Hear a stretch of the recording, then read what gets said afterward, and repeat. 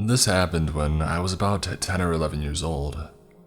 I lived in a fairly quiet, suburban town in Australia.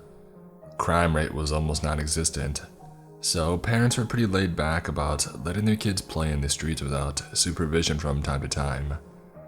While this was great for us, the kids, for other more sinister people, this was something that could easily be taken advantage of. One weekend, I had convinced my parents to let me go home after school with a friend, to stay over one Friday night. I went to this person's house pretty often, and I knew their parents quite well, since they trusted me, and it wasn't a problem letting us both play with other kids on the street late at night. My friend's house was located at the back of the cul-de-sac, or the dead end of the street. The kids from the neighboring houses would normally congregate at the end of the street at night to hang out, so tonight we decided to join them. It was a regular thing that we did when I was over. This night, since it was a weekend, there were a lot of us, maybe 6 or 7, and we decided to play 44 home, which is pretty much a game of tips with the end goal of getting to a designated area before you are tipped, in order to be safe for that round. Well, shortly before starting the game, we were all deciding on where the safe zone should be, so we all started looking around for a suitable spot, and my friend nudged me and told me to look down at the end of the street. He had a puzzled look on his face, like he was seeing something unfamiliar. He asked me if I thought that tree at the end of the street kind of looked like a person. There was a substantial patch of bushland at the area that he was pointing to, so it took me a while, but I eventually saw the tree stump that he was pointing at. And yeah, he was right, it did look faintly like the silhouette of a person. But nothing to be alarmed about. It did look a lot more like a tree stump than a person, so we continued to play in our game. We were playing the game for about 20 minutes before some of the girls from the group complained that they were tired and wanted to sit down for a while, so we decided to have a break. As we were sitting on someone's lawn, I looked over at the stump. Weird, it looked bigger than before. With my bewildered look, the group asked me what I was looking at. Me and my friend both pointed out the stump and asked if anyone thought that it looked like a person. The girls in the group immediately thought that we were trying to scare them. They were about a year or so younger than us, so they scared easily. This led to a jumbled debate on whether the stump was a person or not. The majority had their doubts, and one of the boys said they would walk up to the stump to prove once and for all that it was in fact a stump. Like a herd of penguins, we shuffled about 20 or so meters behind him as he approached the stump. When we got about 2/3 down the street, the boy ahead of us froze. One of the girls yelled out asking why he had stopped, but there was only silence. The kid then took one very slow step back. It was at that moment that we turned our attention to the stump. My heart skipped a beat when I clearly saw the stump take a step towards us. From out of the trees, it was clearly not a tree stump. It was a man. No wonder that we couldn't see him. He was wearing a black coat, black pants, and black shoes. We all froze in complete and utter fear. My heart was racing. It felt like a scene from a horror movie. He took another step closer, and we could see the outline of his face from the streetlight.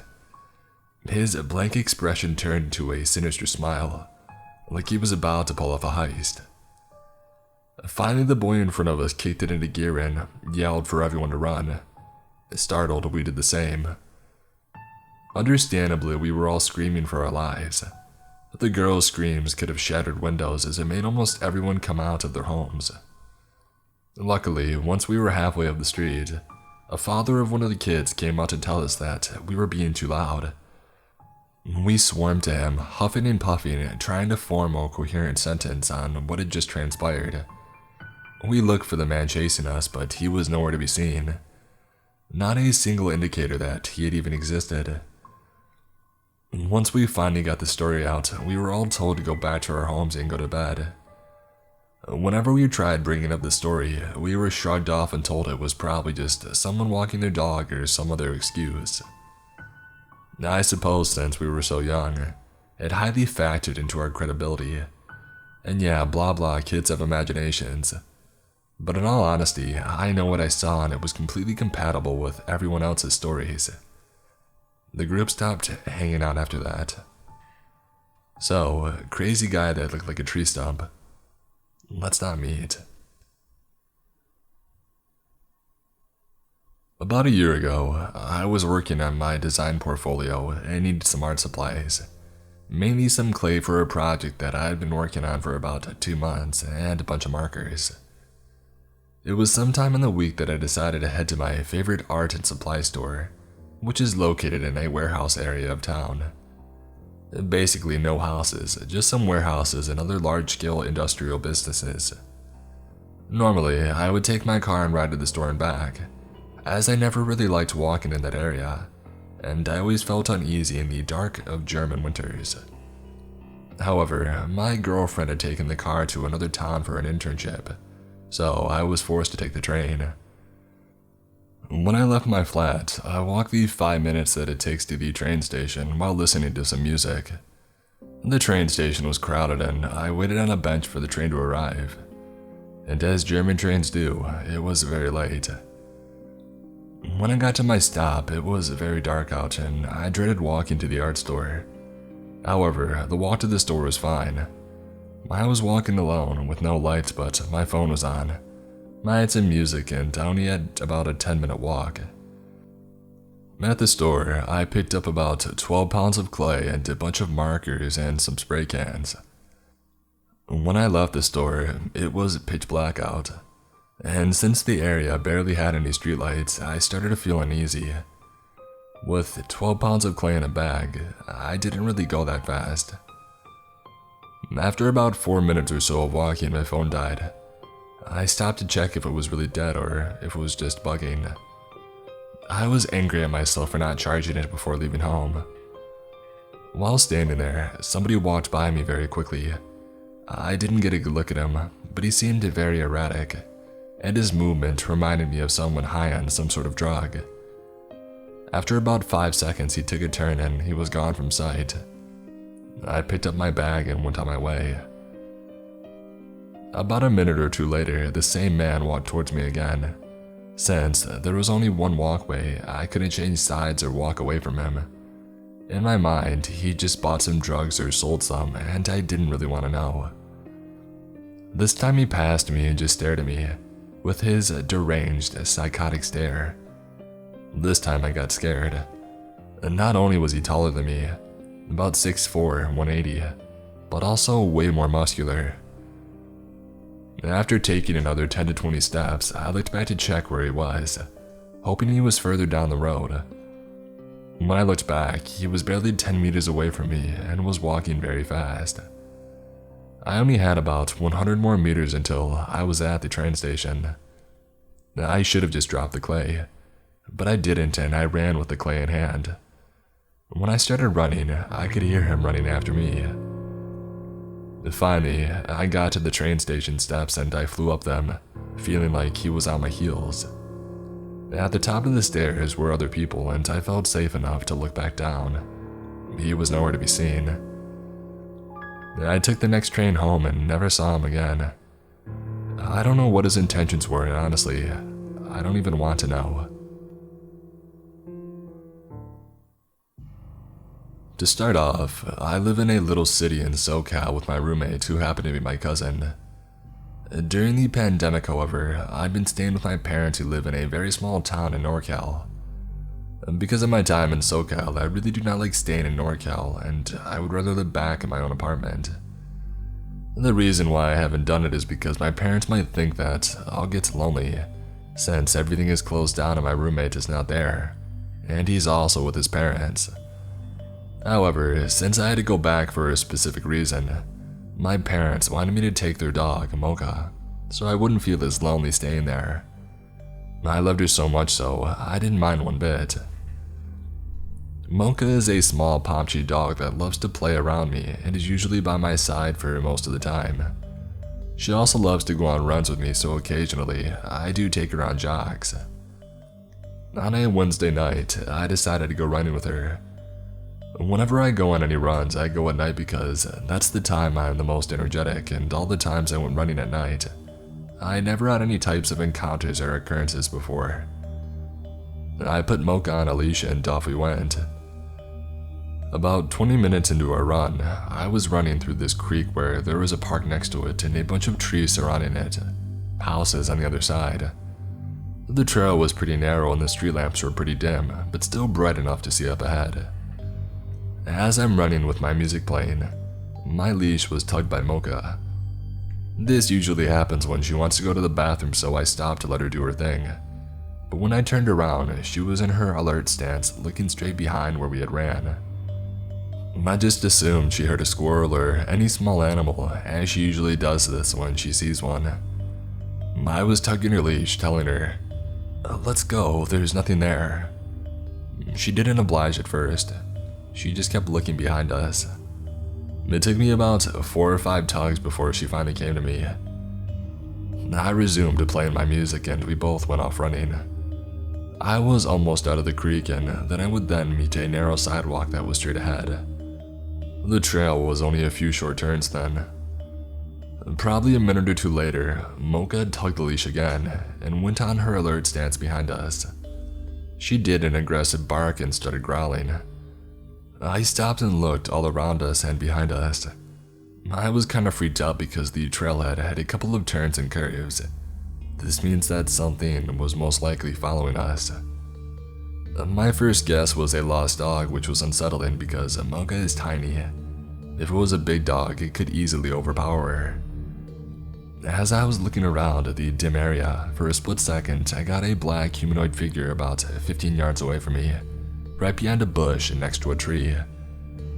I immediately turned my eyes to the opposite direction, and pretending that I didn't see him, but boy was my heart pounding. I didn't see any figures or his face. I just saw the outline of his upper body. I didn't have any weapons on me as self-defense. If this guy is following me, my best solution is to run off without him trying to catch me. I tried to act cool and told Mocha to let's go. The trail was going to end and I just had to make a turn and it would be a straight sidewalk that was about 300 or 400 yards. There are fences on both sides of the sidewalk, so the only solution was to keep running forward. I went as a jog right as I turned the corner. I made sure that I was out of view from the person, and I went on a full-on sprint as quietly as I can. The sidewalk was ahead of me, so I made sure to just keep on running. I kept looking behind me to see if I was really being followed. About being 70 yards away, I saw the person come to view from the turn, and then one sprinted as fast as he could towards me. As if I wasn't already sprinting, I turned it up a notch and sprinted even more. I hadn't sprinted so fast ever in my life. Looking back at it, I'm honestly amazed how quickly I ran. Mocha was keeping up with me about 100 yards, and I looked back, and the guy was still running behind me. He had a dark hoodie on, sweatpants, and appeared to be around 6 feet tall. He was still the same distance that I noticed him, which means that he was moving pretty quickly as well. The sidewalk was going to end in about 100 yards and it would lead to a neighborhood, and I could lose him in there. I was slowly getting out of breath and my adrenaline was beginning to die down. I kept sprinting, hoping that I wouldn't get too tired too quickly. 100 yards of me sprinting, and I finally made it to the neighborhood out of breath. This neighborhood was pretty broad, so if I were to keep running, the person would have spotted me right away. And at the pace that he was running, it didn't seem like a good idea. My best solution was to hide. I went straight to a random house and jumped over to their backyard, where I would be kept hidden behind the fence. I basically threw Mocha over and myself. We were both panting, but I tried to keep quiet as I heard footsteps coming by. The guy had finished the trail and was now in the neighborhood. He stopped running and I heard him panting. I was hearing him mutter as he was out of breath. He kept saying, "What the heck?" I was holding Mocha, scratching her so she wouldn't bark or growl. About 5 minutes later, I heard footsteps walking away and then slowly fading. I waited about 10 minutes in complete silence to be sure that he wasn't close. And then I peeked my head around the fence and I saw that I was all alone now. I got Mocha and went to the opposite direction from where I heard the guy go. Even though I was tired, I tried to jog just so I could get home sooner. I kept looking around me. I was really paranoid that the guy would be there somewhere. I gotta thank Mocha for pretty much telling me that someone was behind us and was stalking us. I don't know how long he was following us or what he was planning on doing. I just hope that he didn't get a clear glimpse of my face because I don't want to run up on him again.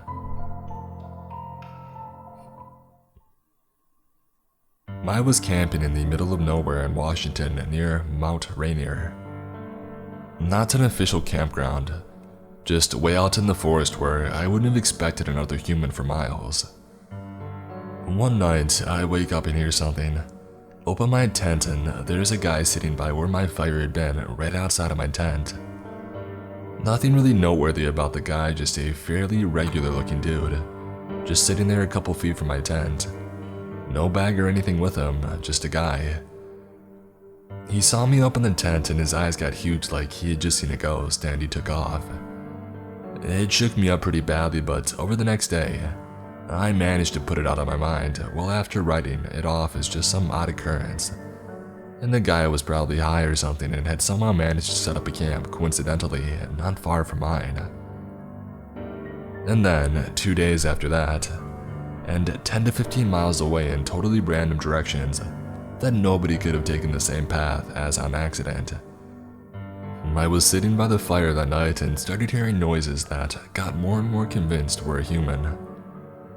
I called out to them, and out of the darkness someone was like, "Hey, do you know how to get to Bell's Canyon?" I said no. I don't even think that's a real place there. They kept talking from just outside of my line of vision. I tried to see them with my flashlight, but they yelled, "Aim that away," and kind of got spooked in not wanting to piss off a potentially crazy person. I did. After like 15 minutes of me being very freaked out and them talking and asking completely random questions from the darkness, it sounded like the voice had gotten closer, so I shined my light that way again. And it was the same dude who had been outside my tent 2 nights before.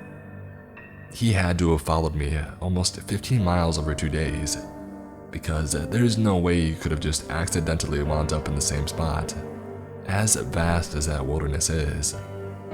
No possible way. As soon as my light hit him, he took off again. I started to chase him but didn't want to get lost in the wilderness in the dark, so I stopped quickly after probably about 100 to 200 feet. This one couldn't be written off, because the only way he could have been in both places is specifically if he was following me. I decided the trip was very over first thing in the morning, and I hiked back out over 3 days, constantly doubling back, trying to throw anyone following off my trail, and occasionally hiding and waiting to see if he would come by following me. I really can't describe how terrifying it is to feel like I was being hunted through the woods, and to actually have to brainstorm on things that I could do to best avoid potentially being hurt. On the first night of hiking out, twice I heard what sounded like a person walking circles around my tent, but by the time that I had mustered the courage to look, nobody was there. On the second night I heard what I thought was an animal making noises at first in the distance, but slowly decided it sounded more like a human making animal calls, but could have actually been an animal. But I didn't actually see the guy again. It really sounded like a person making howling noises. I literally almost cried when I finally got back to my car, the relief was so strong. To this day, it was probably the most terrifying experience I've ever had. I have no idea who the guy was or what his intentions were, and no way of getting an explanation. But I really can't articulate just what a terrifying few days it was.